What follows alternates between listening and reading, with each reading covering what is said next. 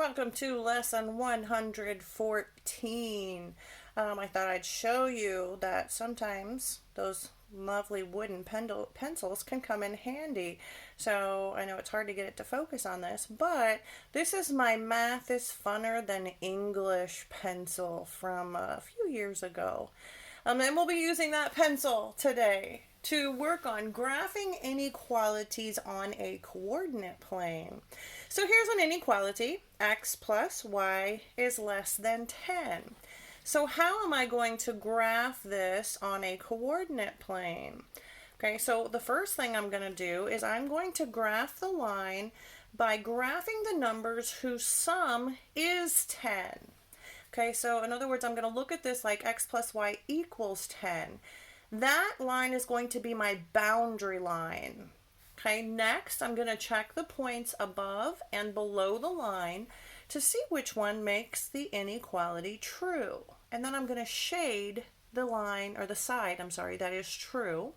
And I'm going to make the boundary line a dotted line. The reason that the boundary line is going to be a dotted line is that this is not really equal. What it really is less than. So let's put that into practice and see how that works. So here's that example.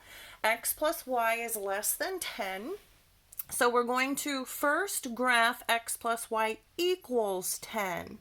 So the numbers that I'm graphing need to equal 10. Well, I know 5 plus 5 equals 10. So if I graph 5, 5. Okay, how about 4 and 6? That equals 10. 6 and 4 equals 10. 7 and 3 equals 10. 3 and 7 equals 10. 2 and 8 would be up here, and that would equal 10. We can see the shape that this is taking. Now I know, again, since this is just a less than, that my boundary line is going to be a dotted line. It's not going to be a solid line. So I've now graphed that part of it. The only thing I have left to do is to test it and see which side of this line is true. So all that means is I'm going to pick a point on this side of my boundary line, and I'm going to see if that makes this inequality true. So let's pick 7, 5, because that's a point that is on the top right-hand side, or this side of the boundary line. So 7 and 5, let's plug those in. 7 plus 5, is that less than 10? Well, no, 7 plus 5 is 12. 12 is not less than 10. So that doesn't work. So let's check a number on this side of the boundary line. Well, this one's always easy to plug in, 0, 0. So let's plug that in. 0 plus 0. Is that less than 10? Yes, 0 is less than 10. Okay, so that means that this, underneath this boundary line, makes this inequality true. And therefore, we're going to shade that side. Okay, the shading doesn't have to be anything fantastic. I just need to be able to tell which side you're shading. Okay, obviously we didn't shade this part. We did shade the part underneath. So that's how we would graph this inequality on a coordinate plane. All right, let's look at this example. It says every day Angela runs and or walks for 15 to 20 minutes. Write two inequalities for Angela's running and walking time and graph the region that satisfies both inequalities. Okay, so the first thing I need to do is I need to write two inequalities. So I know that Angela is running and or walking for 15 to 20 minutes. So 15 and 20 are my two boundaries. So I know that running plus walking has to be greater than or equal to 15, because that's the least amount of time. And then I also know that running plus walking is less than or equal to 20 minutes. Okay, so I am going to graph both of these lines on my graph paper. and see what we come up with. Okay, so running plus walking, we're going to graph it at equals 15. This will be a solid line since I have the equals in both of these inequalities. So running plus walking is 15. And it looks like my graph paper is going to be a little bit small for this. Okay, I transferred my inequalities onto a larger graph paper. So running plus walking, greater than or equal to 15, less than or equal to 20. So let's start with the 15. So I know 1 plus 14 is 15. I know 2 and 13, 3 and 12, 4 and 11, 5 and 10. Okay, how about 0 and 15? Sure. Okay, how about 14 and 1, 13 and 2? So I can see the pattern that is established here for this boundary. Now, I want to point out I didn't go into any negatives over here, and I won't go into any negatives because we're talking about running and walking time, and you can't run and walk for a negative amount of time. So this will all stay in the positive numbers. So I'm going to draw this solid line all the way down. Okay, and it technically would expand to 15, 0 there. Okay, so that's the first one. Again, it's solid because the equals is part of the inequality. So let's do the 20 minutes now. We're also going to graph that one with a solid line. So 0 and 20 is kind of off my graph up here. 1 and 19, 2 and 18, 3 and 17. So these are just numbers that add up to 20. 4 and 16, 5 and 15. We can see where this is going also. Okay, so we'll go ahead and draw that line.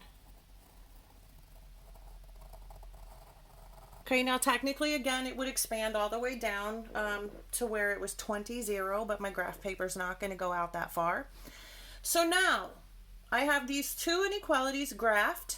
I need to test the areas. I have 3 areas to test. Out here, in here, out here. Whatever I come up with has to be true in both of these situations. Okay, so let's just pick, how about 10, 15? That would be a number right there. 10, 15. So if I take 10 plus 15, is that greater than or equal to 15? Well, yes, that'd be 25 is greater than or equal to 15. So it works in there. 10 plus 15. 25, is that less than or equal to 20? No, this area does not work. Okay, let's try in the middle. Let's try 10, 7. And again, I'm just picking a random point in the middle. 10, 7. So 10 plus 7 is 17. Is 17 greater than or equal to 15? Yes, it is. Is 17 less than or equal to 20? Yes, it is. So that means because this point worked, it's in between. That in between is where I need to shade. Okay, so that would be the inequality or the graphing of the inequality that would satisfy both of those. So let's look here and make sure we've answered the question. Write 2 inequalities. We did that. And graph the region that satisfies both inequalities. We did that. And finally, it says Alberto thought of 2 numbers. He said that their sum was 8 or less, but neither of the numbers were negative. So graph the set of possible solutions on a coordinate plane. Okay, so we have 2 numbers. Their sum was 8 or less. So I'm just going to use X and Y for those numbers. X and Y, their sum, that's why I'm adding, says that their sum was 8 or less. Okay, so that means it could equal 8 or it could be less than 8. So there's my inequality. Now we'll have to remember that neither number was negative. So that means we're not getting down on the graph into any of the negative areas. Okay, so let's go ahead and graph this. This will be a solid line because it has an equal in the inequality. So let's pick two numbers that add up to 8. 1 and 7. 0 and 8. 2 and 6. 3 and 5. Okay, I see my pattern forming. 4 and 4. 5 and 3. So let's go ahead and graph that with our solid line, not going into any negative areas. Now let's test it. Okay, so let's pick 7, 7, or 7, 8. Okay, and just as a point on this side of the line. So 7, 8. Let's add 7 plus 8. 7 plus 8 is 15. Is 15 less than or equal to 8? It is not. Okay, let's check on this side. How about 0, 0? So 0 plus 0 is 0. Is 0 less than or equal to 8? Yes, it is.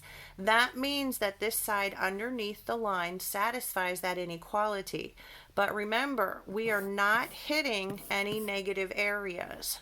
So the only areas that will be shaded will be under that graph line or segment, and then staying in the positive numbers.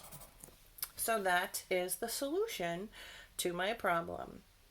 All right, have a great time working on this lesson.